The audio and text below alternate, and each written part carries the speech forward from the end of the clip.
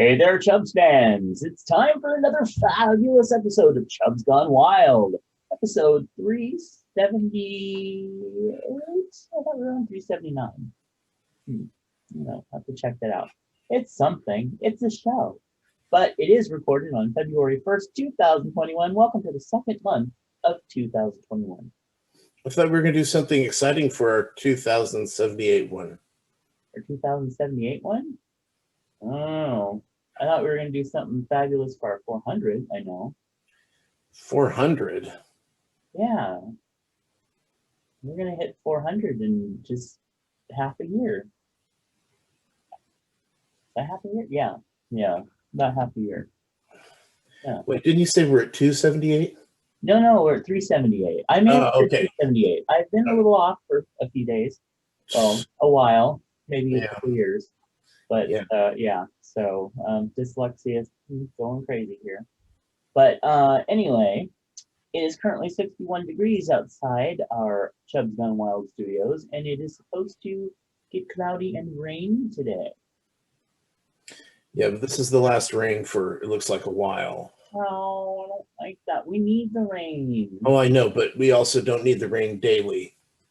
Oh, I don't mind the rain daily. Well, it all washes away. Oh. So getting the rain and having it wash away doesn't do anybody any good. I guess. But I have been loving the rain, though. I really have. The wind that we've been having, though, could have done without that. I mean, I like a good stormy, rainy, windy day and night. I do, but not when it's going to be super destructive. And I'm sure you'll talk more about that in your week. All right, in the meantime, it is 272 days till Halloween, 327 days until Christmas, and 13 days, just 13 days until Valentine's Day. So what are you doing for Valentine's Day? You know what? I don't know what I'm doing this year. I'm going to pick a Valentine and I'm just going to, I don't know.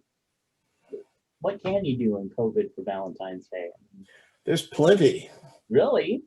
What? Well, look, I mean, first of all, you have Lawrence there. That's true. It's very true.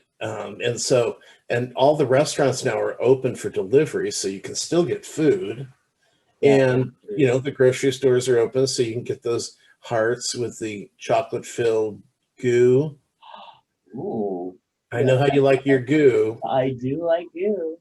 And I love eclairs, or is it eclairs? I think it's eclairs. And cream puffs with really good cream inside of it. Yeah, but girl, those don't come in boxes. Oh, got it. And the C's of the world are waiting for you. Yes. Oh my God. C's candy is the best candy. It really is to me. I love it. It's finally made chocolate, just not my favorites. Yeah. Okay. Gotcha. Yeah, I don't know what I'm going to be doing. I mean, I imagine I'll probably be home. Crying. Maybe we'll have a special dinner. By the way, blessed Imbolc. Today is Imbolc. So it is a pagan holiday, and so I celebrate you and the coming spring. Yay. But yeah, I don't know. I'm gonna pick up something though. I'm gonna do something fun, even if it's just here by myself. I'm really romantic. I enjoy my own company. I can do that as well because it is the month of love. It is also the month of Black History. So I imagine that we're going to have some good celebrations this month. Well, let's find out what we celebrate today, though. Anything? Any guesses? Any? No? Black History Month? Well, there is that, yes. And well, I got one right. Yes.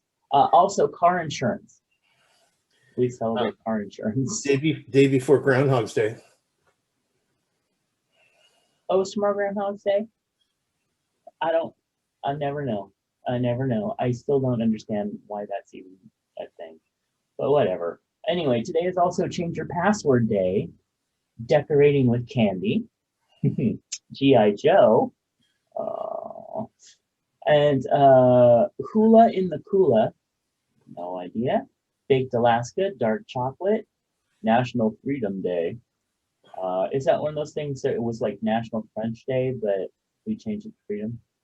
Uh, no idea. Right. Also, National Get Up Day. Hey, I did that. I celebrated. I celebrated the day. Yay. Also, National Surfing Day. No, no, we're not celebrating that day. And also Robin Caruso and Spunky Old Broads Day. So we all got to celebrate Bette Midler, which I kind of do every day anyway. And speaking of spunky old broads, I was really, really sad that Cloris Leachman died. I mean, obviously, you know, it comes to all of us in the end, and she was pretty up there, but you can imagine the stories that she could tell. I mean, you know, just imagine it. You're trapped in a cabin in the woods. It's like just a few of your close friends and Cloris Leachman. You give her a couple drinks, and then you just listen to all the stories from Hollywood that, man. Anyway, she is just awesome. She's one of the ones that I really, really adored and loved her. I loved pretty much everything that she'd ever been in. Um, Maybe the facts of life was on the bottom part of it, but she was still awesome. So, Well, I the thing was that surprised me was they go Oscar and Emmy winner Cloris Leachman from the Mary Tyler Moore Show. It's like, oh, really? This is it? Mary Tyler Moore Show? That's all you can give us here? You know, I mean, how about, you know, Young Frankenstein and, you know, all the Mel Brooks that she did, you know, with characters that will go on for years and years and years. And just I mean, you just go through it. It's just a crazy filmology of things that she's done. And yet Mary Tyler Moore, I mean, she even had her own show. I was going to say Phyllis, you know? Yeah, but it's not Mary Tyler Moore. It's weird. It's just weird how they kind of, you know, put you into a little box and say, well, you were never more than just a supporting actress. Right. And yet there's nothing wrong with that. No, no. And it was a very popular character. In fact, it was one of my favorite characters on the show while I was rewatching it. I was sad when she moved to California. But she just has this IMDb list. She never stopped working. No. It's incredible. I mean, and like, you know how I love to go back and like watch random 80s and 90s shows and stuff like that, 1970s shows especially. And like, even from everything from The Nanny, she ends up being a guest spot in something. Right. So, I mean, she is just an amazing, amazing actress. And well, we also lost Cecily Tyson this week too. Also right up there. I think they were close to the same age. And you know, I was actually, first of all, I did not know that Cecily Tyson was a model before she was an actress. I didn't either. Yeah, they said she was a huge model. And who's she married to? She was married to some jazz artist, and I blanked on it now. But I mean, I just think about, I remember in 1972 when she did Sounder with Paul Winfield, and it was huge. It was up for the Oscars, and it's like, oh, she may win it. And then Liza Minnelli came in and swooped the cabaret that year. But it was just, I just remember she showed up, and then she was in Roots, and she did Miss Jane Pittman, and then on from years and years and years of doing theater and doing television and film. It's just crazy, but what a career. I mean, Sounder was 1972, so we're talking, you know, just under 50 years of being a big star. Actually, just like Cloris Leachman was. Yep. I mean, and it's so sad to know that so many of the people that we grew up with and idolized and loved, we'll say, in a pop culture like them, are at that age now where they're just all starting to go. Oh, well, Miles Davis was her husband. Yes, you're right. That's what it was. Let's see, what was it? where was I going with this? Oh, what I'm worried about is that when they go in threes, with celebrities, how they always say that, Yeah. that here we have two celebrities in their 90s who were, you know, huge, Mm-hmm. had huge long careers, had, we're still, still were working Yes. Yep. up until this last year. Both were still working. So it frightens me to think who else we might lose in the case that they go in threes is a real thing. Right. Yeah. I don't want to give too much validity to that, though. Yeah, absolutely. I mean, you can lump anything into threes if you look for it hard enough. So anyway, but understand what you're saying. Hey, today's affirmation is: it is now safe for me to forgive all of my childhood traumas. I am free. Good luck on that. Girls, that's a lot of baggage to unpack in one calendar day. No. Yeah, I don't know if I could do that without a lobotomy. I was gonna say it's kind of like that Star Trek thing in, I think it was Undiscovered Territory, where the one Vulcan's like, oh, let me take all your pain away, and Kirk's like, no, I need my pain. It makes me who I am. And I'm like, wow, that's really profound. That's actually really, yeah. But you know what? In the meantime, when you're laying awake at 3 a.m. and you're remembering when the fucking bully broke your thumb, and kept grabbing at you and calling you fatty. Yeah, that's Yeah, not going to help me do much of anything. Thank yeah. you. Mine is more of Dumbledore when he would take the Yes. memories and put them into the little jar. Okay, we're done with those. Yep, exactly. I need a few jars. Yeah, yeah. All right, hey, Patreon offers folks a way to support creators and receive rewards not open to the general public, like special podcasts, videos, books, and more. And we want to thank our current patrons: Clint Nephi, Nick Giges, Edge, Fonzie Univas, Timothy, Eric, Juan Carlos, Brother Sinatus, Phoenix Dave, and Moose P. Please become a patron of the show over at patreon.com/Matt Burlingame. Of course, little as $1 a month. Wow, that's awesome. Well, let's jump into birthdays. I want to know. You know what's really hard? You don't watch. See, you don't watch network television, Rare. but during the day, they have so many. They have things like, give money to St. Jude, give money to SPCA, give money to.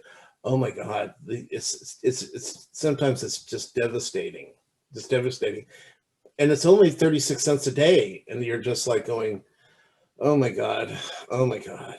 Oh my I God. know. Yeah. It's tough. I can't listen to Sarah McLachlan anymore. Yeah. The Facebook lately, like that. I think I may have donated $10 to one of the this dog was found and needs a bionic leg, and so I donated to that, and my Facebook is filled, like every 3 posts is an ad for some poor mangled creature that they're trying to raise money to bring back, to save. And it's like, oh my God, what are you? If I won the lottery and I had millions of dollars, I'd probably be broke just donating $10 to every single one of those because they're so heartbreaking. Well, it's like political. With the political, if you go, well, I'll go ahead and give $10 to this one, then all of a sudden they all have a handout, including the one that you just gave money to on a weekly basis, if not daily, for the rest of the election. Yeah, I have a joke in Last Romance where the lead character, he donates to an animal shelter, and he says every year he donates a sizable amount of money to the animal shelter, and they always send him a beautiful calendar in return with a request for more donations. And that's kind of how it usually is. But hey, let's see. So birthdays today, we have happy birthday to Red, to Rick, to Michael. Michael. By the way, did you see the picture of Fred Palmer um, Oh yes. from like 20 years ago? Oh yes. I have seen Oh, that before. And he's with Ron, hmm, the editor. right. I think that was when they were actually together. Because I think they were together at one point. Well, it's so funny because he's such an example of that hot 20s, 30s bod and dad. Yes, and then the dad bod. Yeah, And, which we love. which I think he's looking fine, Uh-huh. fine, but it's just you got to look back and go, wow, okay, I do not remember that. Right, exactly. Especially when they're all shirtless at Castro and they're just like, I'm just looking at the two of them going, dear God, no wonder everybody was um, lusting after you too. Yes. I remember an evening at the theater when he came by and we were trying to convince him that he needed to show us his underwear. And he did. You remember that? No. Oh, well, you were there, I promise. All Okay. right. Anyway, other upcoming birthdays: Danny, Rick, Charlotte, mm, BJ Tran, that Mark from Feast of Fun, Everett. Oh my God, it's Liz. Liz's birthday is coming up. Also, Sister Indica, Morgan, Melissa, Carissa, Lawrence. You know Lawrence. Mm-hmm. His birthday is coming up. Also, Kel, Susan, Michael, Mike, Kevin, Roger, Sebastian. A lot of people were having sex 9 months ago. We got Jennifer and all that fabulous Larry Queen, who is just like, I swear this guy not only can podcast, but he can make quilts like you cannot believe. He is just, oh my God, he writes, he does, he's artistic as fuck, this guy. You met him when he was down here, Larry Queen. Q Sledge? Probably. Probably, yeah. Yeah, I think you'd remember him if you saw the picture. Anyway, oh, and also that's right. Yeah. So my father's birthday is coming up. I think I'm still looking for the cards that say, we don't get along and that's mostly your fault. But happy birthday anyway. Yeah, I remember. I can't remember what show it was on, but it was anti-parents cards, and it was something. I remember it was. I don't remember the exact quote, but it was, "I'll never forget you, mother, through all the pain, through all through all the. I want to say trog, but that's not the right word. I'll never forget you, mother. You gave away my dog." Oh So, God. yeah, That's horrible. I know. I Oh, know. So it was. That's it, but it was like, okay, those would be fun cards to have. uh-huh. I've always Although, I liked my parents, so that would be a tough one to. But I think for some people it would be, oh, the thank you. Yeah, I've always wanted appropriate Father's Day cards. Kind of like, you know what? I don't really like you, but I'm obligated to give you a card, you know. Or I don't mind your presence. Happy Father's Day. Anyway, moving on from that. Hey, you got any chub hugs you want to send out? Well, Chub hugs I want to send out, and this kind of moves towards my week, are all the poor people in my area of Sacramento. It's an area called Tahoe Park, because there's a park in the center of it called Tahoe Park. So our whole area is called Tahoe Park because it always gets confusing to people. Like, oh, you live in Tahoe? No. Right. Okay. So I want to make that clear. During because the funny thing is, remember in the past years, we always get the, oh my God, a storm is coming, buckle down for it. It's Uh, gonna be awful. And everyone's, afterwards, everyone's like going, where did it hit? Because we don't know. Well, it finally hit. Um, and it was so strange because the winds honestly sounded like big trucks moving down the street. You know how when you hear like a cement truck or something barreling down your street, Uh-huh. you're gonna go, "What the hell is that?" And it's but it was the wind, and it was weird because the wind was coming south to north, yet the most damage that was done was kind of done east to west, Hmm. which is weird because that's not where the wind was coming from, but that's where it did its damage. Um, like in my backyard, I have half whiskey barrels filled with dirt and geraniums, and they for me to try to move them, you really have to pick them up, kind of tilt them up and walk them, you know, back and forth to get them to move across the yard where you want them to go. And sometimes you can't even tilt them. They're so, just like if they're filled with, if it's been raining or something, it makes it even heavier. Well, two of them were pushed on, they weren't toppled, but they were pushed on their side. Now, nothing else in the yard was damaged. The hot tub lid was locked down, but I mean, I had a glass jar sitting on a table that is perfectly fine still. Yet I've got these big old, probably 100-pound things Uh-huh. that moved. It was weird. And then a block away from us, a probably 200-300-year-old eucalyptus tree came down and took out all of the electricity in the area Mm. and all of the Wi-Fi in the area. I mean, like it must have been, I don't know. I don't know what it was. I don't know. Because I'm never really sure how the cable thing works and the Yeah. Wi-Fi and getting your cable TV and how that works. But it fucked us up for 3 days on the cable and the Wi-Fi, and a day and a half on the electricity. And it's weird because if you don't have, during the day, you can kind of get around with no electricity, but it gets dark. And what was weird was the only light in our neighborhood were our two solar lights out in the backyard that were Mm. glowing while the rest of the area was dark, like really, really dark. Wow. So yeah, it was for all those people who had to endure with what I had to, which was almost at the edge of insanity of not having. I mean, sure, everyone goes, use your hotspot. Okay, yeah. How much data do you think I have? Uh-huh. And even if you have unlimited data, it doesn't. Unlimited data is crap. I'll just warn people.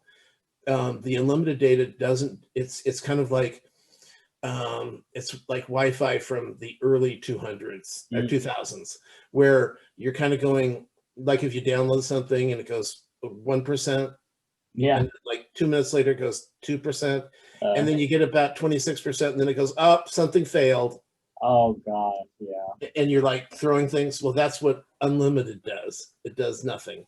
I mean, I could get on and I could check emails and stuff like that, but if you start playing games or something, you're just sucking up your data, and if it's unlimited, you're getting terrible response from it. It's Yeah.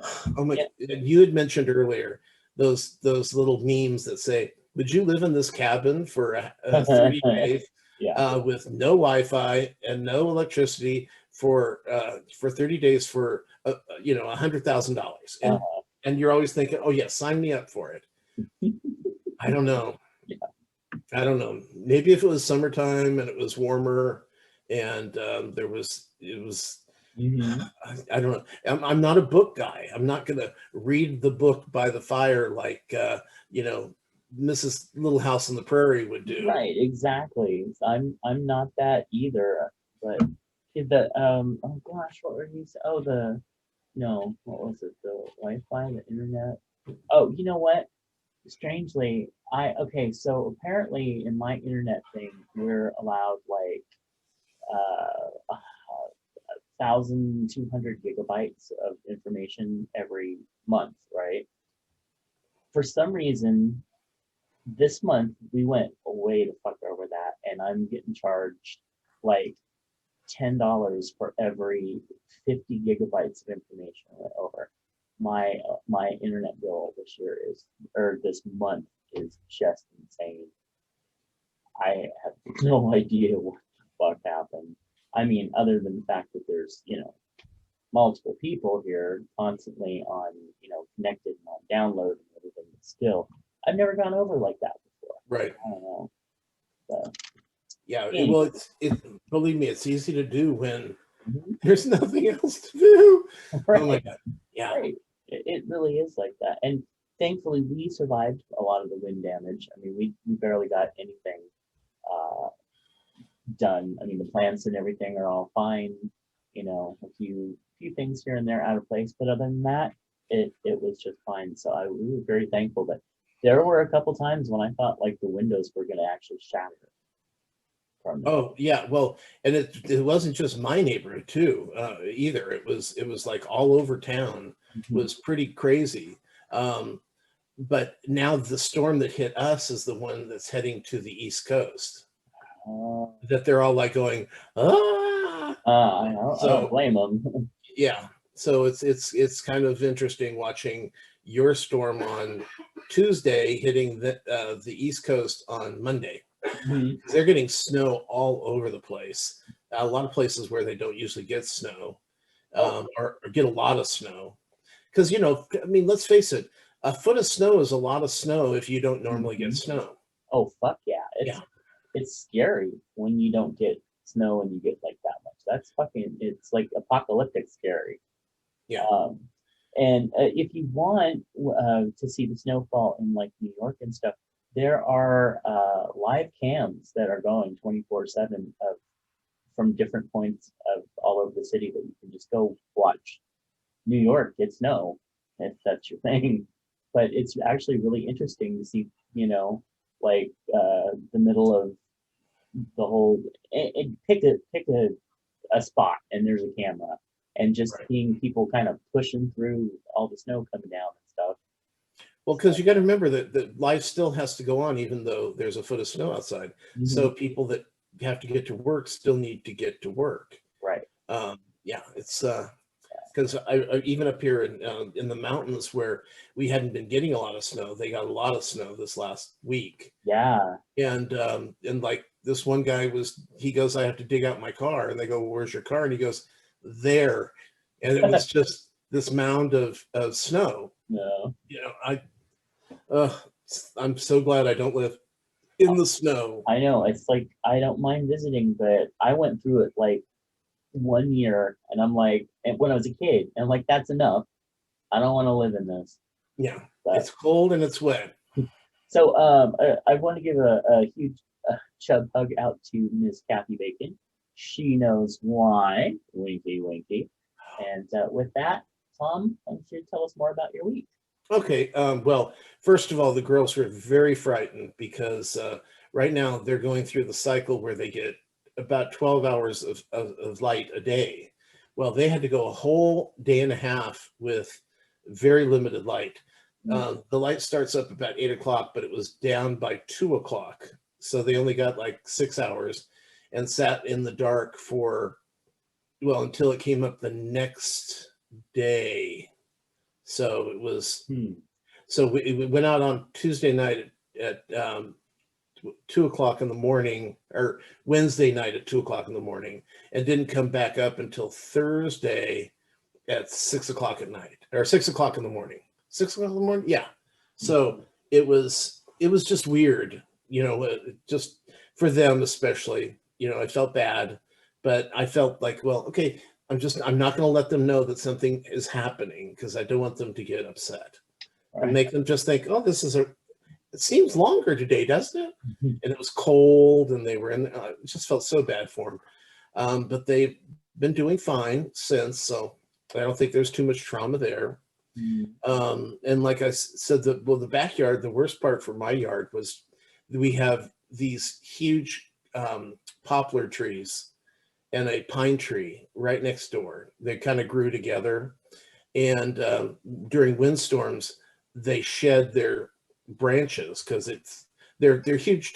Poplar trees were meant as windbreaks, Mm. so they're used. I mean, they're perfectly able to handle the wind, but anything that's dead on them flies off during windstorms, and it all goes into my yard. Uh, So that was kind of a pain, but yes. Uh, but other than that, I didn't see a whole lot because I had no power and no cable. So what we did do is we already had stuff that were downloaded onto our iPad.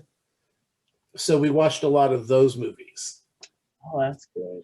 Yeah. So, but I mean, we saw Greatest Showman, John Wick 1 and 2, Deadpool, Easy A, Chef, Coco. I mean, thank God we have we started Ratatouille, and then the cable, and then the internet started back up, and so we didn't finish it. Wow. But I wanted to finish that because that's one of my favorites. And it was weird because I'm watching these movies and I'm going, that's weird because the year that they came out, The Greatest Showman and Chef and Ratatouille were my favorite movies of the year. So, and two of those were on his list. So that was very interesting. For me at least, I thought it was interesting. Let's see what else happened here. Looking at my list. RuPaul's Drag Race on Friday, this last Friday. It's a really good season. One thing that's interesting is that you got this one girl, Candy, and she is the villain of the show. She's the one that goes around and goes, "Oh, well, I'm more talented than all of you," and it's like everyone's thinking, "No, you're not." But because she's so overly confident, it's like you can't argue with her either about it. She's the most talented. Get used to it. I'm going to win this whole thing. And you're thinking, girl, you're not going to make it halfway through. Right.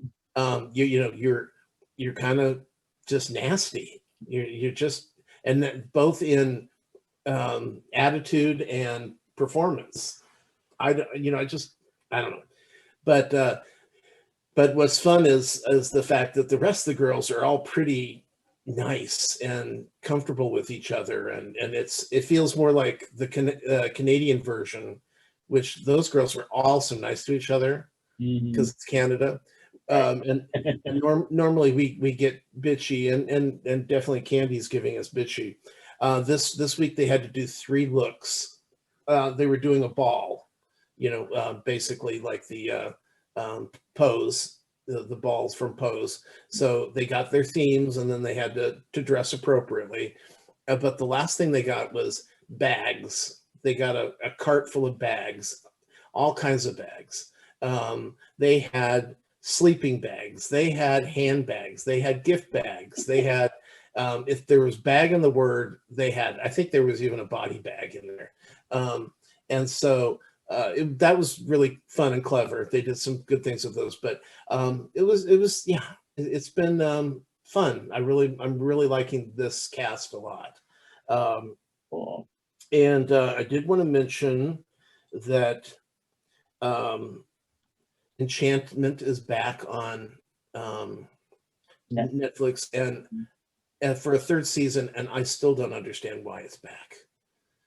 Just never clicked with me, and I'm watching it. Sean didn't like it.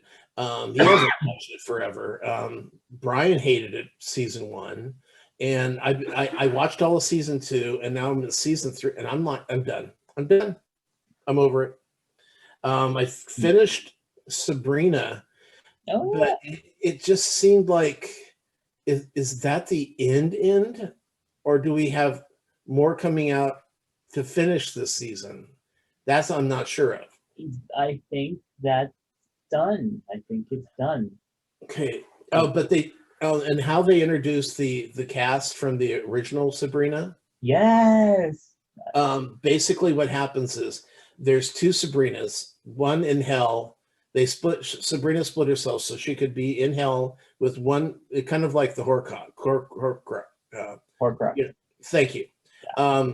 Where she's got one of her is in hell, and the other one's still in up in Riverdale area, where she lives. And so basically what happened was that was screwing up the whole dimensions, and so they had to take the Sabrina from hell and send her into the other dimension to try to settle things down. But when she got there, she was actually on the set of Sabrina with the 2 original aunts.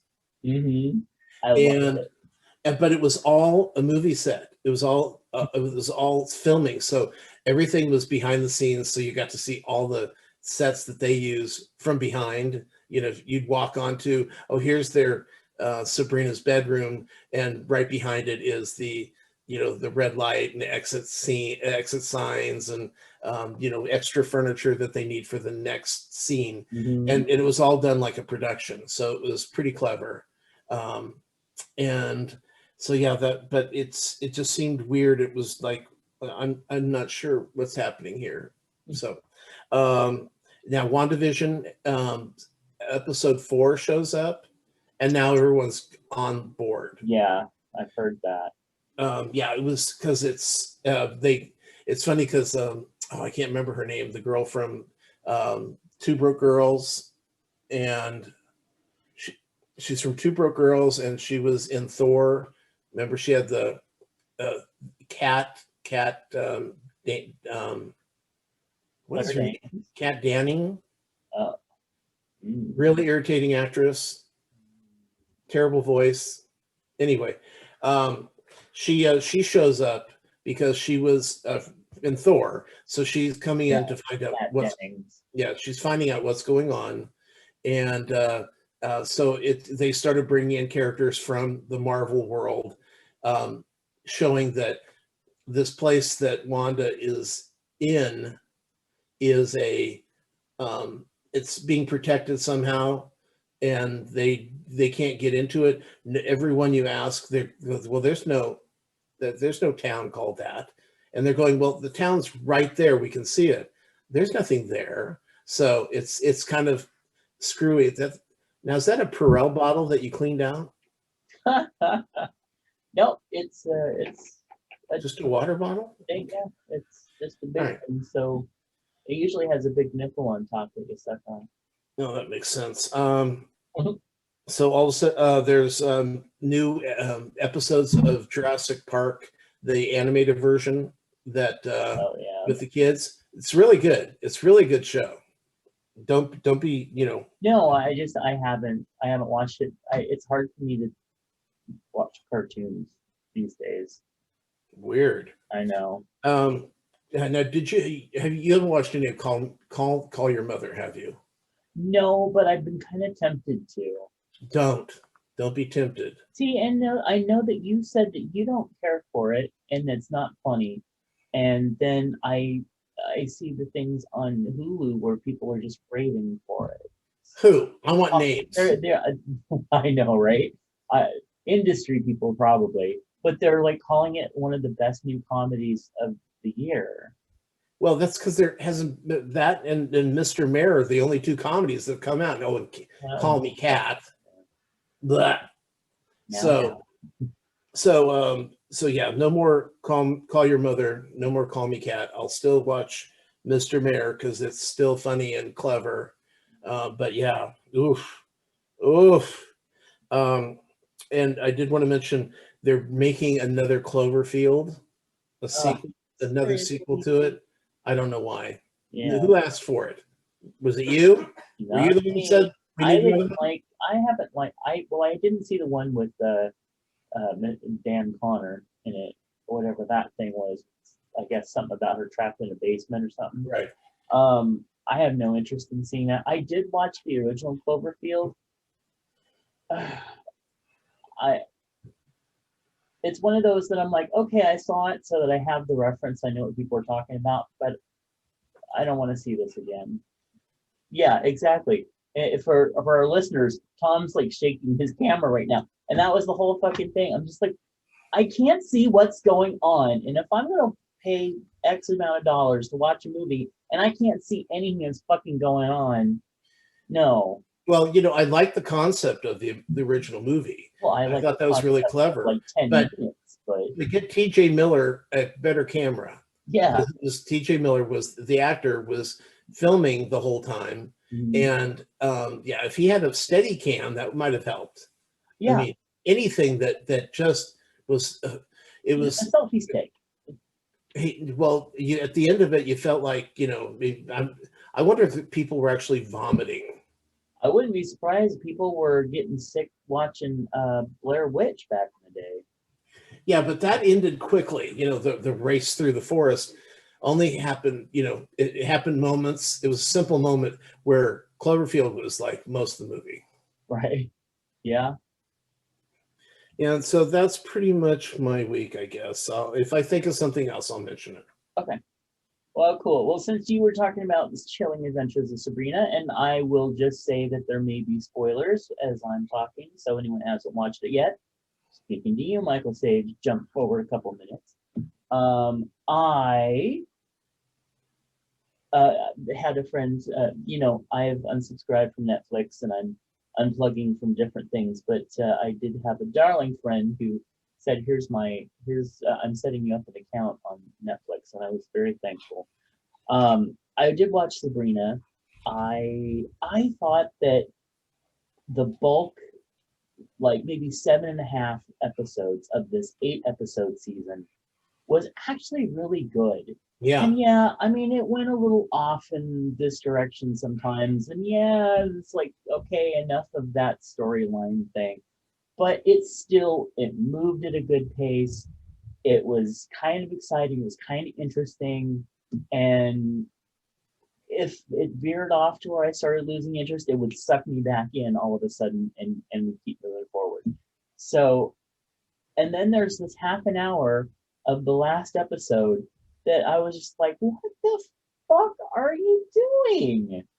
It's like they just kind of decided, and now after we've had, all this great foreplay for 7.5 episodes, you're going to have kind of a dead orgasm, maybe even a little pre-orgasmic before they even get it in. I don't know, but I was really disappointed with the ending.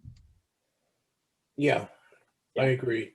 So, yeah, that it just ruins a series like that, especially when it's supposed to be like the last episode they ever do. It's supposed to be like and I think that's stupid too, because I think that even if they didn't want to extend this into doing another series and then another, or not a series, but doing another season of it, they could have done some one-off movies or things like that.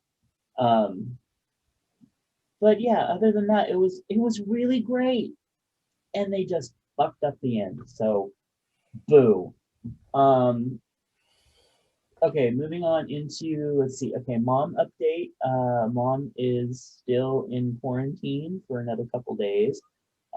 She is starting to kind of she's still very weak. She's still having to go through a lot of therapy. But she is getting very frustrated. It's now been over a month that she has been gone, and That she has been away from the house. yes, well, yes, away from the house. She's not gone. She's just away from the house, Jesus. and it's really getting irritating for her, and I can hear it in her voice. I can imagine.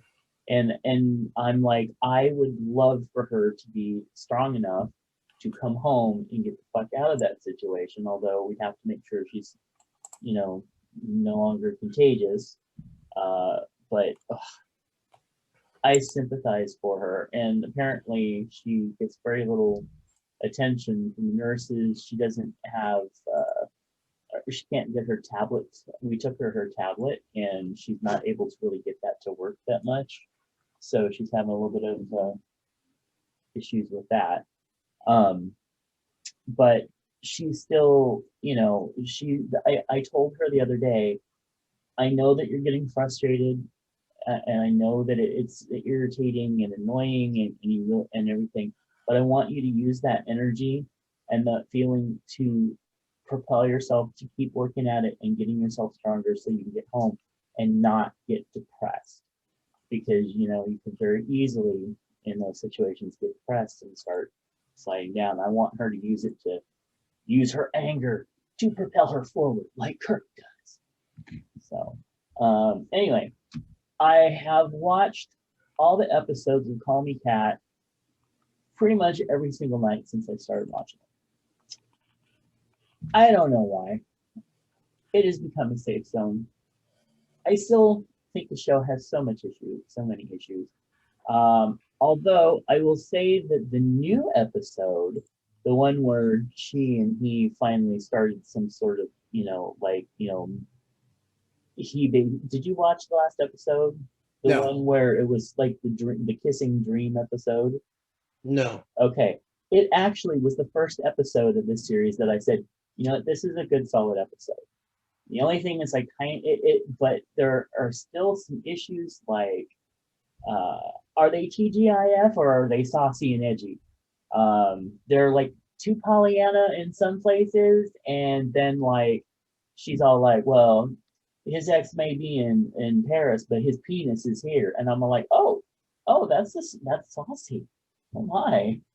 But they still don't know what they are, and I just fear that even though the last episode was pretty solid, it's too little, too late. So I don't know if they're going to save this at all, but Yeah, I don't know either. they need to. It's 6 episodes in. If they don't hit a good stride with, especially with this next episode, I think another couple episodes and they'll just be canceled. Well, I honestly, I think they've already lost a huge audience. I would agree with you because the first at least 3 or 4 episodes were just so bad. And I went back and I was watching Miranda again last night, not to compare, but just to see. And even the same type of humor works for that. And I don't think it's just the British audience. I think Miranda is just better at it. So, she's better at the subtlety in that type of things. And I think that uh, the American version is being played too over the top, too overt, too something. But it's like, okay, we get the joke. You don't have to beat us over the head with it. All right, moving on from that.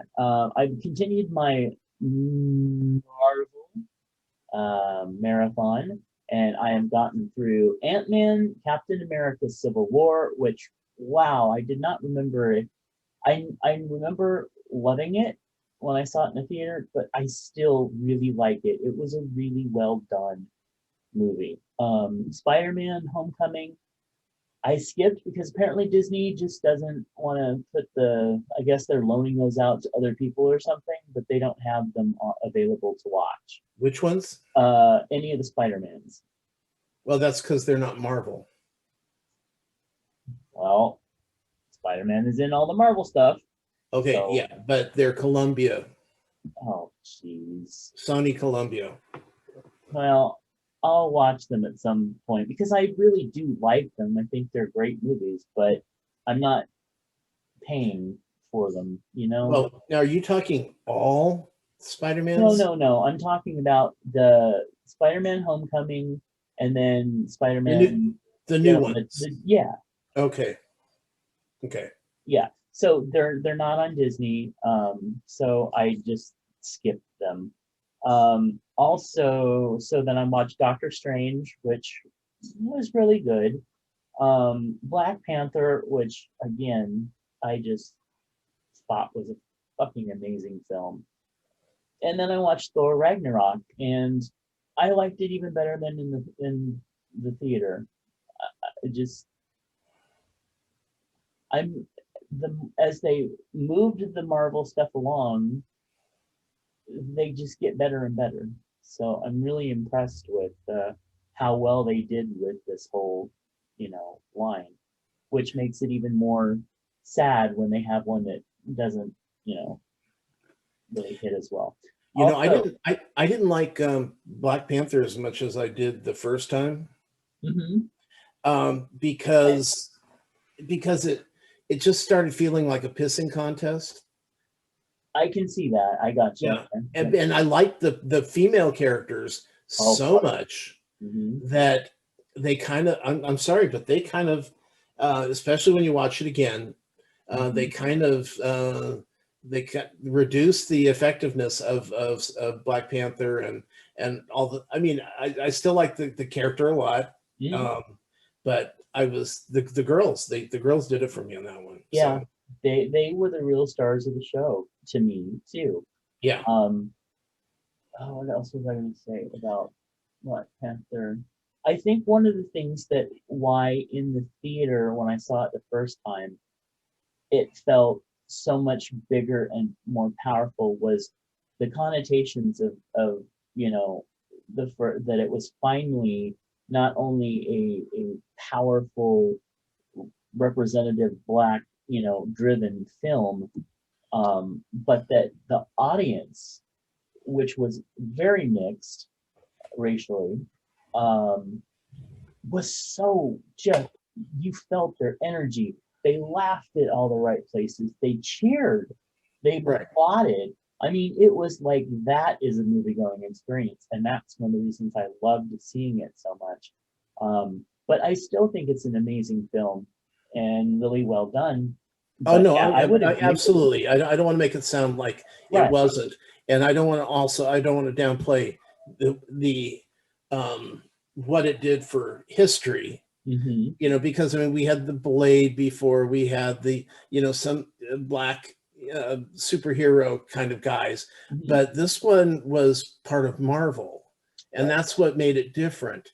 Even if it, yeah, it was part of what's considered the top of the line, superheroes. So that's why when Captain Marvel showed up and she was a woman and Uh-huh. probably a lesbian, it Yes. meant a lot for a lot of people there as well. So I personally, I think it's the smartest thing Marvel ever did was because I remember I was working for Disney at the time that they picked up Marvel and they Mhm. picked up Lucas and Pixar, and it was, I remember with Marvel, they're going, Marvel and Lucas, well, there's nothing else to do with we've taken all the really good ones, the good superheroes, and we've already done something with them.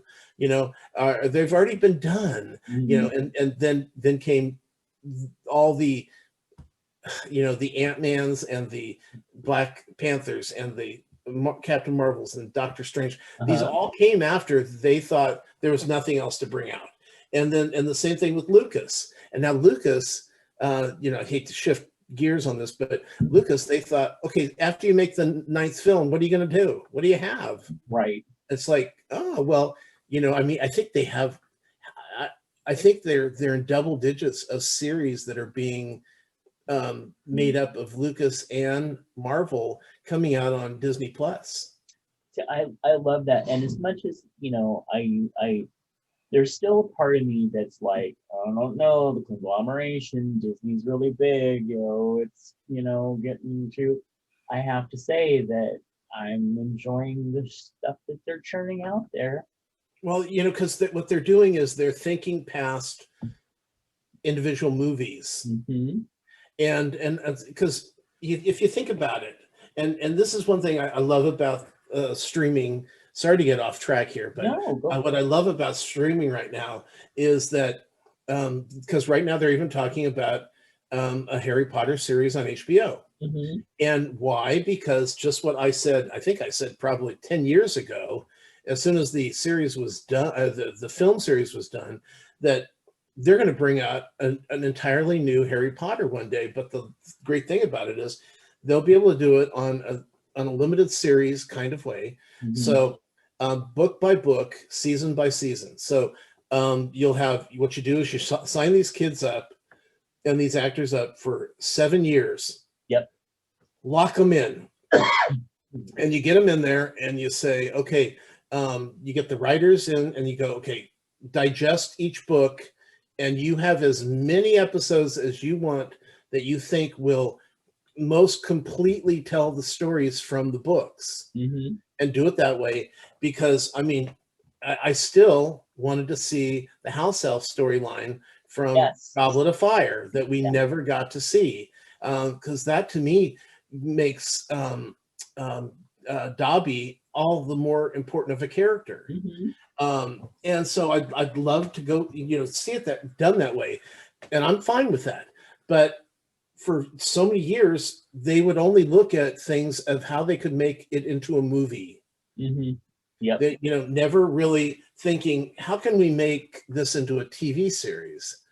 Um, because TV is locked into, oh, you can't say this, you can't show nudity, you can't Right. have violence, but on HBO, on um, Netflix, whatever, any streaming service, you don't have those kind of, nobody tells you what you can or cannot do other than the head of the company. Right. And so you can really, people can be creative.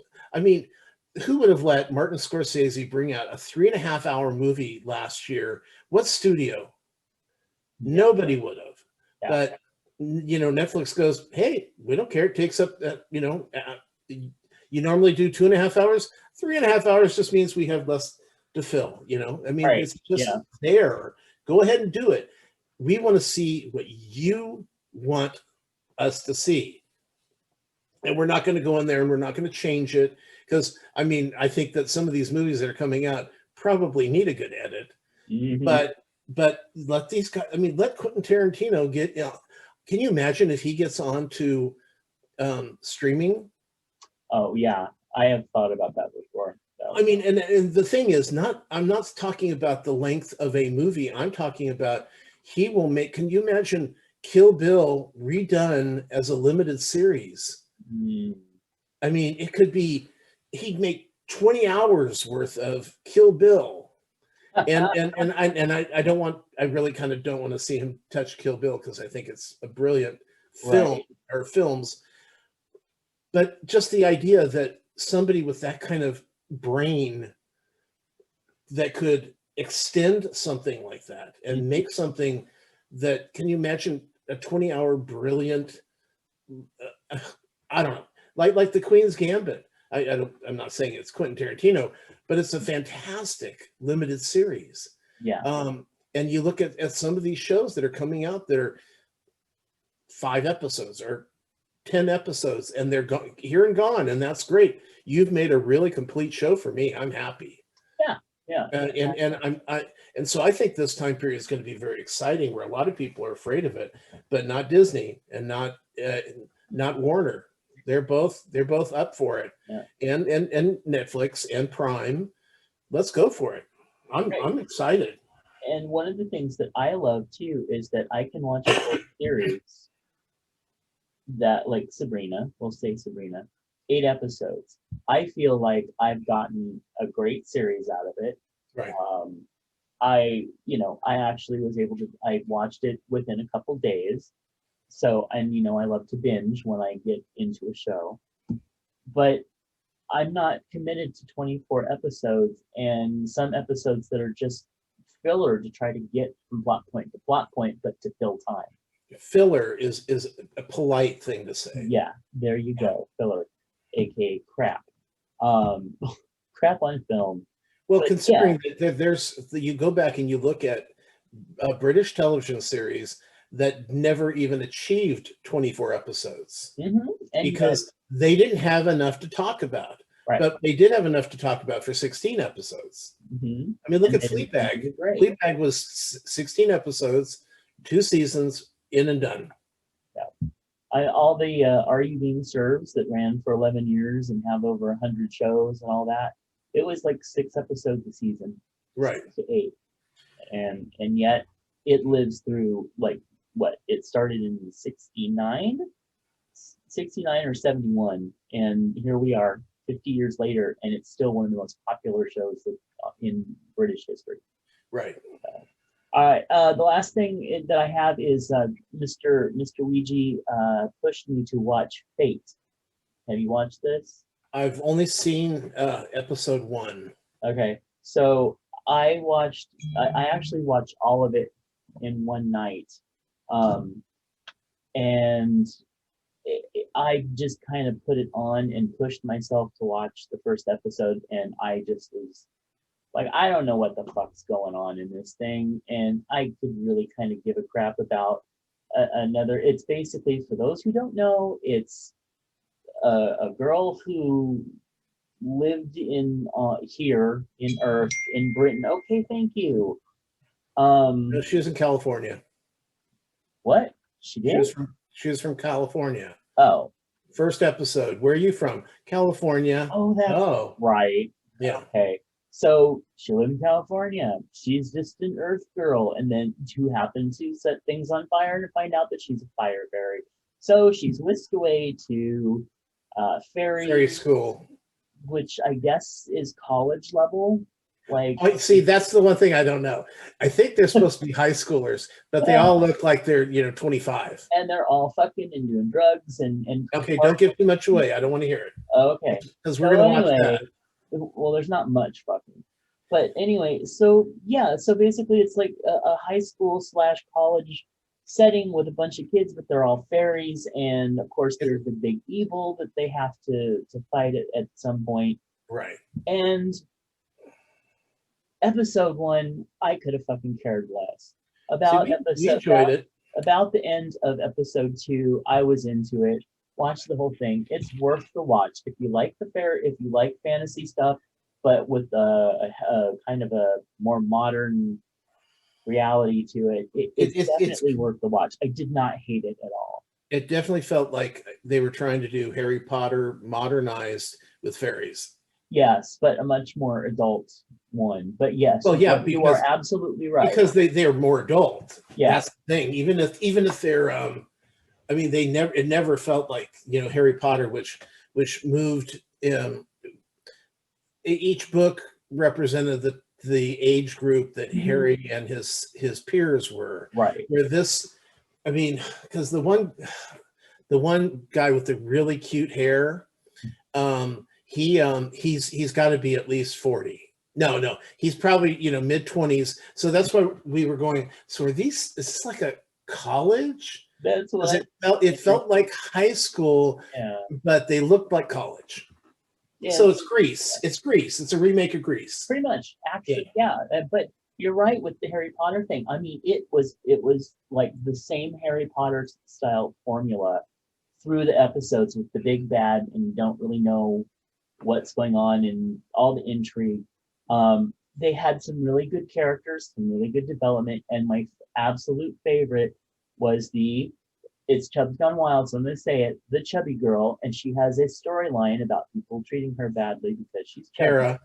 Yes, and she, through the whole series, was the best character. I mean, Okay. she was the one that I was like, every time she came into a scene and she did her, and I won't spoil anything because you haven't seen that, but I'm like, yes, she is my absolute favorite. I love her.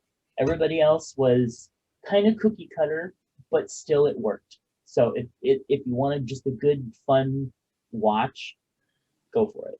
Well, since you mentioned that one, I was going to mention it, but we also saw, and I want to get the name of this right because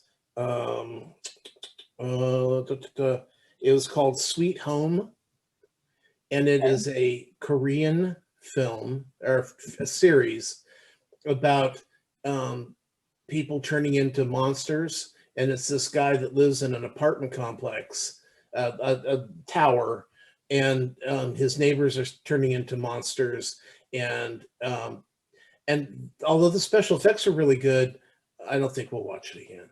Oh, okay.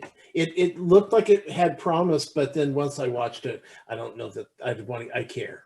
I don't care what the promise might be. Okay. So I did want to mention that since we talked about you talked about a new series, I thought I'd mention that as well. Cool. But we did like the first episode, and we were more than willing to go on for the Fate. Nice. Fate? I wanted to watch a Godzilla movie, but I didn't want to pay for any of them. So I ended up finding this one called Crocosaurus versus Shark something. So it's basically like this huge monster shark and a crocodilosaurus. I got 10 minutes in and the acting was so bad, I just gave up. So if anybody's watching that, tell me if I should have watched more, because I'm like, wow, it's one of those things where you can see that, you know how there's like actors, and then there's the I want to be actors, and they get their screen credits by doing these movies, and you can tell that they're so fresh out of the box that they're probably reading their lines off the clipboard before they say them. Anyway, moving on from that. Hey, we want to remind you to be loud, be proud, be too much, and to be you, even if you have to read your lines off the clipboard. Fat marker clothing wants those of us who've been told that we are too much of something to turn those negatives into positives. And you can do that by going over to fatmarkerclothing.com and getting 20% off anything by using the code FMWildChub. And actually, there's a few cute things over there. And I'm not talking about the models, although I would talk about the models because they're adorable. All right, you ready for advice? Yeah, again, another dear Prudence, and it's a bit lengthy. So, all right. Dear Prudence, last year my friend got an emotional support dog, and I hate it. My friend has chronic migraines and mental health issues and has been on disability for years. She really wants to work or volunteer regularly, but it's just not possible, so she's often at loose ends. She said she wanted a chubby, sorry, not a chubby, a cuddly lapdog. So I was surprised when she adopted a puppy. He doesn't seem to even recognize my friend's existence or humans in general until it's time to hump a leg. What's worse, I'm allergic to dogs. And while my friend tries her best to keep him away from me, he still usually ends up touching me and triggering an asthmatic attack. I've told her I don't like being around a dog because of my allergies and asthma, but she knows that's bullshit. Because I loved her last dog and was willing to endure a minor asthma attack for him. Because he's an emotional support animal, he comes with my friend everywhere, even though his constant bad behavior seems to only increase her anxiety. Things were easier pre-COVID because she was willing to put him in another room when we hang out. But now, since we're only seeing each other outdoors, she will not leave him behind. She's tried training him, but nothing has worked. I warn others who meet the dog that he will be unpleasant. But most dog lovers doubt it, and afterward they're unanimous. This dog sucks. I hate her dog so much that I find myself coming up with excuses not to see her. And I haven't answered her texts in a couple weeks.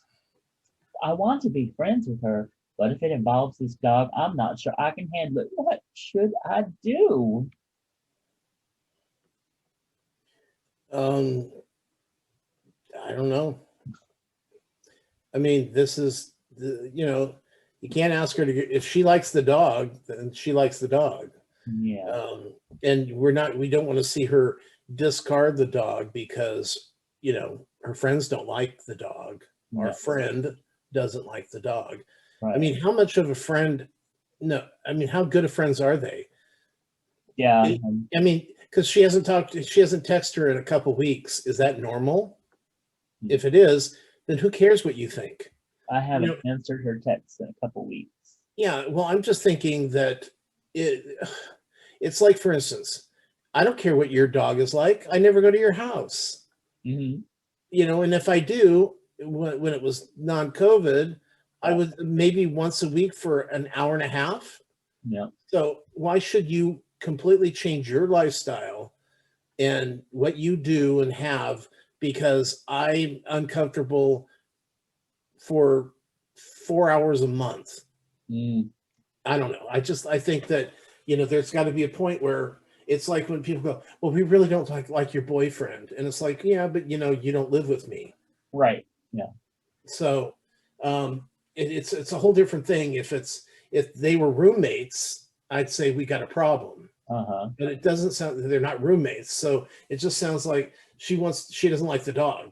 Right. And probably for good reason, because she sounds like a bitch. Yeah. Well, that's that's why the dog doesn't like her. Right.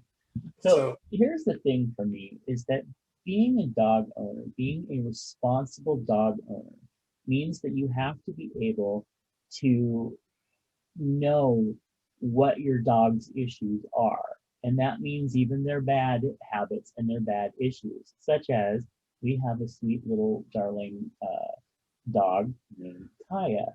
And she really is a sweet little, funny. We love her. She just she loves hugs and kisses and everything.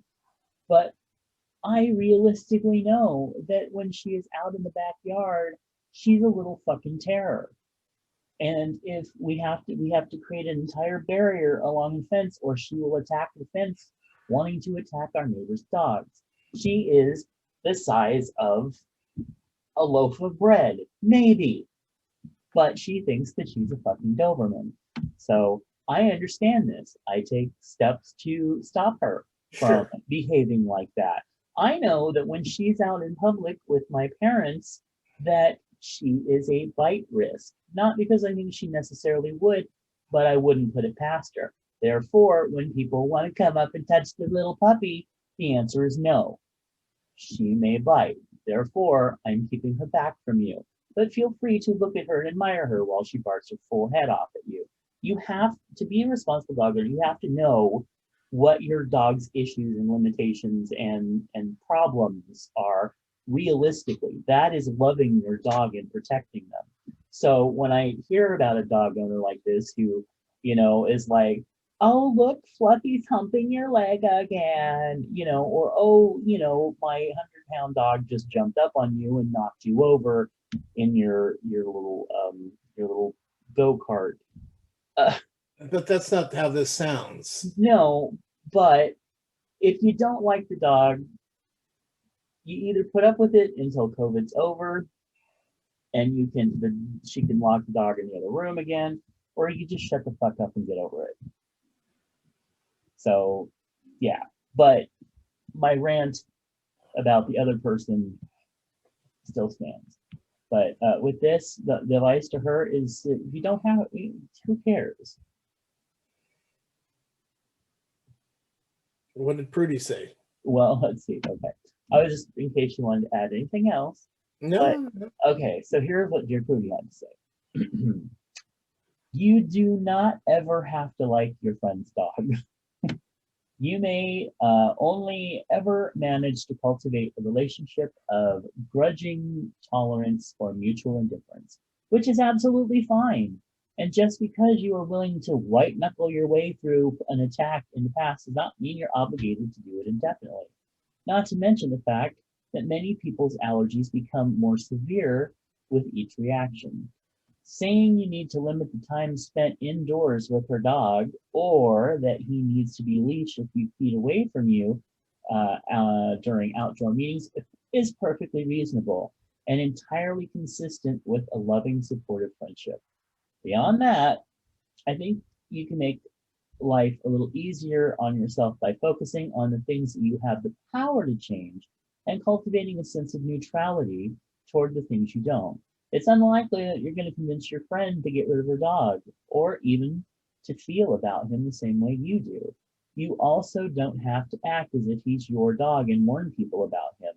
I'd encourage you to ask your friend in a spirit of curiosity and open-mindedness, not pointedly, how she's doing with her dog, since you say she often seems overwhelmed and anxious, and that her previous attempts at training haven't helped. Maybe she needs to find a trainer who can actually work with the dog on a more regular basis. Or perhaps you or some of your other friends could help find someone who's willing to help pro bono or at a reduced rate, or pass the hat around your social circle to cover the cost of a few sessions. That may not be possible. Money is tight for a lot of people these days. In which case, just keep your distance to protect your health and let your friend manage her dog, even if she runs into a lot of roadblocks along the way. Yeah, I'm not hiring someone to train your dog, but if you can't handle your dog, Well, honestly, we're just taking the word of the writer, well, yeah, we have to in this, and I don't. If you Okay. don't, but because it's there's something about people when they've already made up their mind about something Mm-hmm. that it just gets worse as it goes along. Well, you don't know how awful your dog is. Well, I live with it all the time, so it's not awful to me. What are you talking about? But no, you know how these people are. No, yes, I do. I'm not coming over to your house anymore if you keep that dog. And it's like, well, I'm going to miss you. Right. you know, Yeah. and I Yeah. and I hate the fact that people think that once you attain an animal, that it's okay to just get rid of it whenever. Oh, fuck yeah. Yeah. Yeah, you I know, mean, it's yeah. I can't tell you how many times my heart is broken when, you know, the first street talks about how this dog started losing its eyesight, and the parent and the owners turned it in because they can't handle that. Yeah. I mean, I can't, I mean, we've had dogs that went blind and had diabetes, and cats that had to have, you know, saline put in them every day and things like that. We would, as long as we are financially able to take care of that pet, we're going to do everything to give that pet a quality life and be with it all the way to the end. So, yeah, people that just think that pets are possessions to be discarded when they're tired of dealing with them fucking hate people like that. Okay, the reason I was laughing was not because of what you're saying, it's because I finally realized who's behind you in the photo. So yeah, yeah. Oh dear. Well, I Yeah, I mentioned realized it wasn't like Einstein or a movie poster. now I mentioned to you mentioned to Brian that you had a picture of Like, your co host yeah, up behind you, and he offered to give a. You can actually see bare shoulders if the picture were in full, was able to go in full, but we can't do it because yeah, it's cutting him down, cutting him off. right, But right. yeah, so that I just wanted to make sure that you got to see that. Yeah, so if any of our listeners are wondering what's going on, go over to our YouTube and check out the video there. That's kind of a funny photo of him. I mean, so Well, yeah, you could see he's got COVID hair, definitely and a lot of gray in it too. well, one with gray in their hair should not be pointing out people with Oh gray. no, totally. I don't think it's a bad thing. It was a little surprising since the last time I've seen him. Oh, that's true. Yeah, Last time you saw him would have been, I about a don't year ago. know, at least Yeah, when we did Pride 48. We didn't do Pride 48 last year, so actually it the would have year been, before. yeah, that 2 years now, or a year and a half. Well, Anyway, didn't you see him at a birthday party for Charlie? Or uh-uh, no? Okay. I don't think so. Oh No, well. because it was COVID this last year, so we just did the kind of social distancing outside thing. Well, moving on. Hey, Chubbs, what video game systems did you tense right, or do you play? None.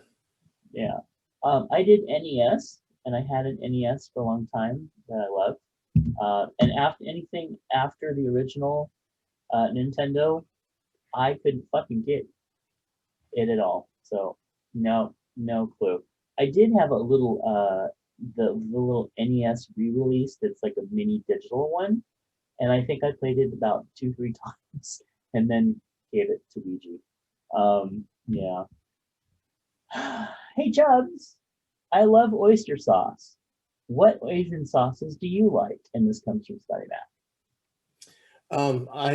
I'm not so big on fish sauce, you know, but I think it's fine when it's used where it needs to be used. I like when you go to pho, and if you don't order the it's what's it called? It's called the anyway. There's certain you can order with a regular broth, but most of the stuff comes with a fish sauce in it. So it definitely has that kind of taste, that Mm-hmm. umami taste that I'm not really a fan of. Although I do like Worcestershire, which is it's a Mm, nasty fish taste yeah. too. Still, I also like. I mean, I like using the sesame oil, but you got to be really careful with it. A little goes a long way. Mm, But I like the plum sauce. I like the quite a few of them. I mean, I'm willing to try a lot of them. The black bean sauce is really good. There's some really fun things out there. The kung pao. I just learned how to make um, the general chicken sauce mm. that goes on there, and it's so amazing when you read the recipes. It's like, that's it? Yeah. What? It's like a little of this, a little of that, some soy, and you whisk it together. Boom, you're done. It's like, Yeah. oh my God. Yeah, and I do carry soy by the gallon at this house. So Oh. So, uh, I I don't know if I could even really tell you what differentiate Asian sauces. Sweet and okay, sour. okay, so yeah, that's the best way. What have you eaten and liked? Yeah, I'm gonna say probably sweet and sour, like sweet and sour pork. I do like a little teriyaki sauce on sticky rice. Um, but past that, I was actually talking to Nephi about this the other day. I'm very Americanized with my Chinese and Asian foods. Like we went to okay, I'm always gonna, okay, which is the type of Chinese food that we mostly eat? Is it Cantonese or It could be Cantonese, it could be Mandarin. it may be Mandarin that I'm thinking. What It's basically the Americanized you, version. and you like the sweeter, Yeah, yeah, yeah. So sweet, but still savory, but not. You don't like a lot of spice, a lot of umami. You don't like a lot of odd tastes. right, and that's the thing is that there is a very authentic, and it's not the Americanized version. It's like the other kind of version, and it's more quote unquote authentic. There's a restaurant over here that does that, and we got some of that again the other night, and I'm halfway through it, and I realized, you know what? I don't really like any of this stuff, and I don't really like the taste of it. And you know what? Neither does my body, and my body let me know you shouldn't eat this stuff anymore. So Did you that get was very words? pleasant. I got everything I got. I mean, it's like it just ugh, it was awful. I suffered. I had Elka Seltzer, several Elka It's Seltzers. funny because I have a couple people I know who will can will themselves to be sick to their stomach, to vomit, to diarrhea.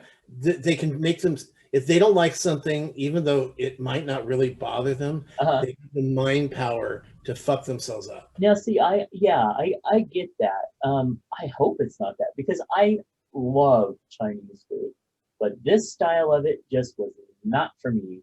And Well, there's a place called the Number One Buffet over in Florin. Do not go. okay, I'll just warn you. Yeah, I would stay away from buffets in general, Chinese buffets, because they tend to move more traditionally. mhm. Because they really don't want the fat Americans coming in there and eating too much anyway. Huh. So they tend to have everything quite authentic. I can tell Mm. you, I went to the Number One Buffet, and I was like going, "Ooh, this looks good. Let me. Oh, it's nice, a thick brown gravy. I wonder what it really is." And Uh, I pulled it up, and it was chicken feet. oh yeah, yeah. And then I watched people eating the chicken feet Mm, at the restaurant, uh-huh. like gnawing away at the knuckles, While and it's still I on, was like, "Get me to the car. Get me to the car. I can't stand this." yeah. I'm That, better now. I'm better watching people eat gross stuff. well, and But this is all I ordered was sweet and sour pork, and we got some orange chicken and some was it chow fun or whatever, the one that's kind of a mixture of a lot of stuff with it. yeah, yeah. But like all the noodles were done completely differently. All the Well, you got chow everything, fung. You got yeah. all the sauces were made, very like the other balance of what I'm used to.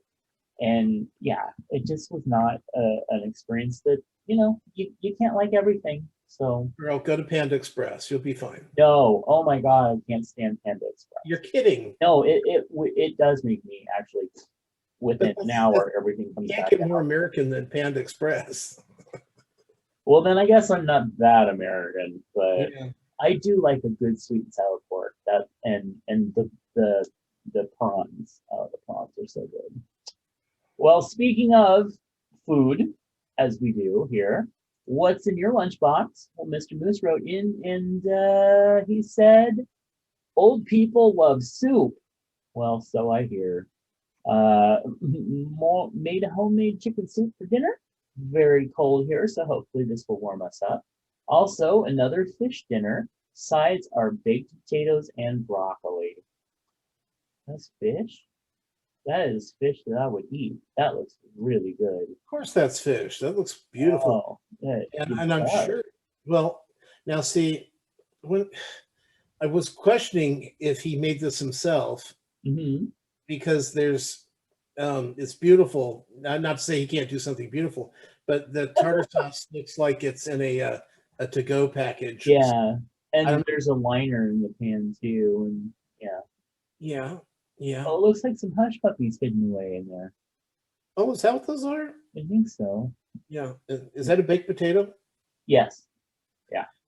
That sounds really good. It does. The whole thing sounds really good. Now I'm kind of hungry, but Yeah. I will say, I know this is very un-American of me. Oh God. I don't really like chicken noodle soup.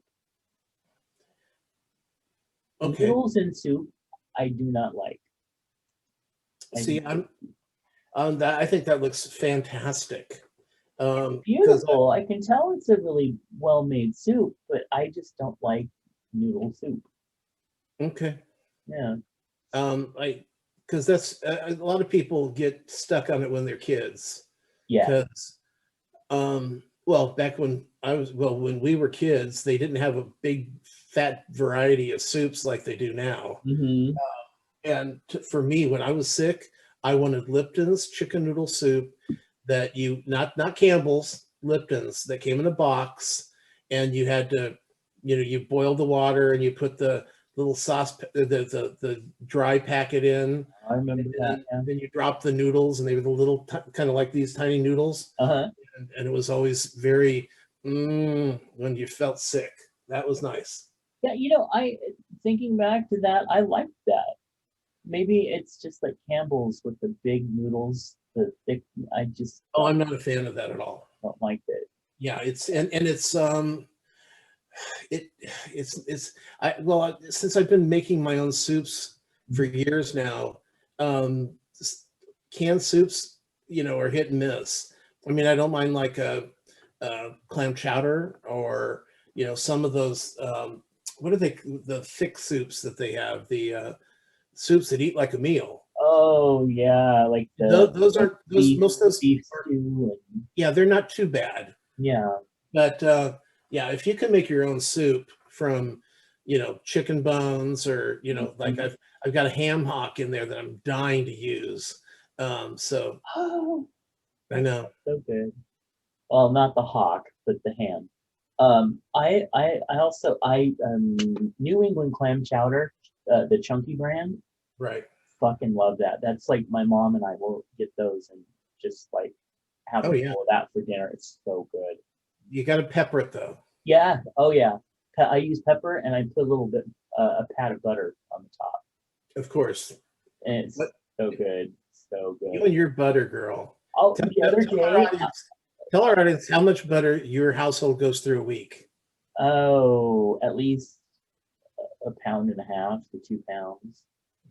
Yeah, because we cook a lot of stuff with butter. In fact, the other day I was really hungry, so I got Lawrence's balls, or, I mean meatballs out, Lori Dean's, and because he made a bunch and he froze some so that we could have snacks. And so I got some of those on a plate, and I opened an entire bag of spinach so that I could get my leafy greens, and and I heated it all up in a microwave while I fried the spinach up. It was really good, and I just put butter on it. Took one of my lactate pills so that I could digest the butter. Oh, it was delicious. Absolutely delicious. Butter makes almost everything better, but don't eat it on its own.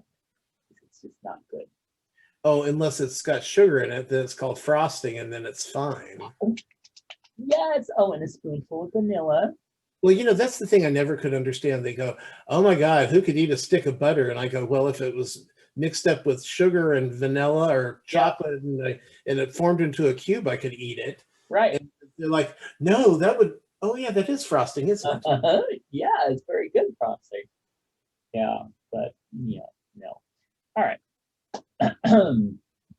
And now another word from our sponsor.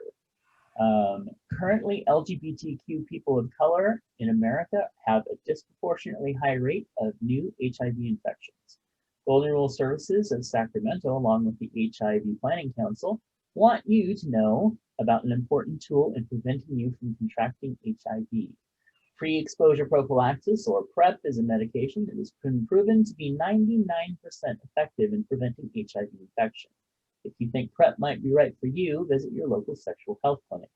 If you reside in Sacramento County, California, contact Golden Rule Services at sacgrs.org to get started on protecting your sexual health. Thank you very much to them.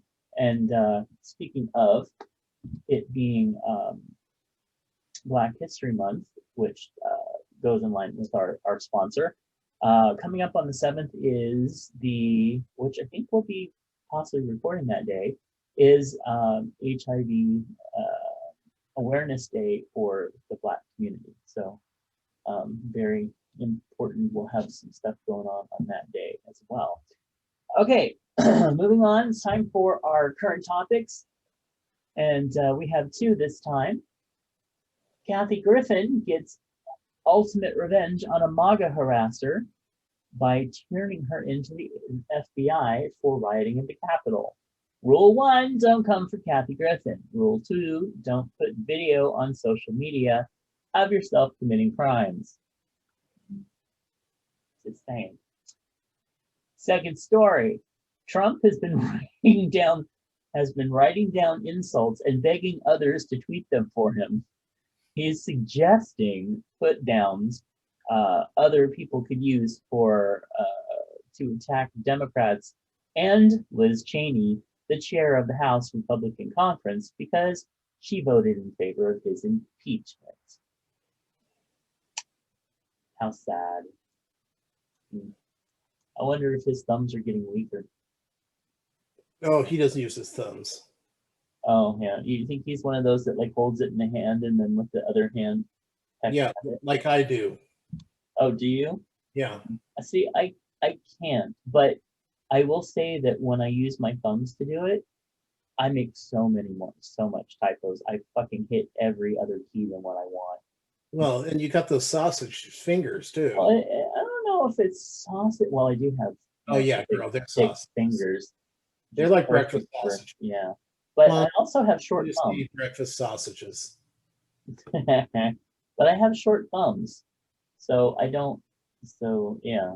That's what she said. All right, moving on. Guess what? Send us an email at chubsgonewild@gmail.com. Leave a comment on chubsgonewild.com. Hey, send us what's in your lunchbox, like Mr. Moose did at chubsgonewild@gmail.com. Like us on Facebook at facebook.com/chubsgonewild. Please become a patron of the show, or at least consider it, by going over to patreon.com/MattBurlingame and thinking of like $1 a month. Anyway, also find out Tom's movie and TV reviews over at swannerandjudd.com for the podcast. Written word, find them on iTunes, iHeartRadio, or in print at the Anchorage Press. Find out more about my books over at justkisstheguy.com and check out my other podcast, biggaySexShow.com. Oh, and that reminds me, if you do go over to my website right now, the new interface has fucked everything up. So bear with me. Oh, and give us a call at 408-69-CHUBS. Yes, yeah, Queen.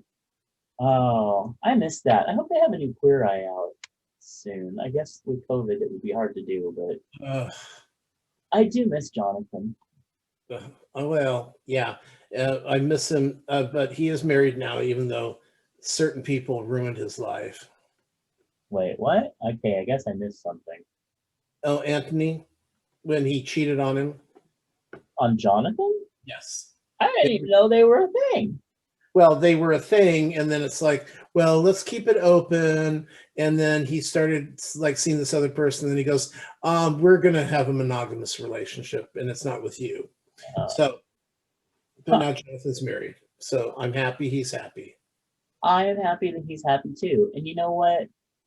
Looking at me, he's all, you know, I'm not going to label my sexuality. I'm going to be, I don't like it when people just think that I'm a sexual being and here I am in my underwear with my wet penis sticking out. It's like, come on. He's And gross. I hate him.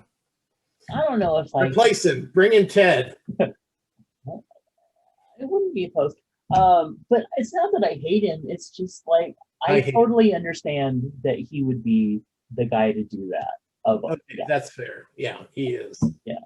So anyway, but as much as Jonathan was kind of hard to swallow in the beginning, I think he's my favorite now.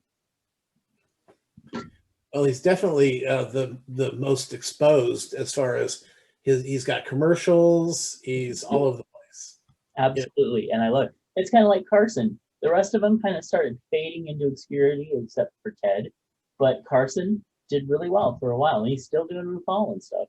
Oh yeah, well, RuPaul. He's all over the place. Yeah. He's a lot more places than you think he is. So. Yeah. All right. We love you, and we'll catch you next time. Bye. Bye.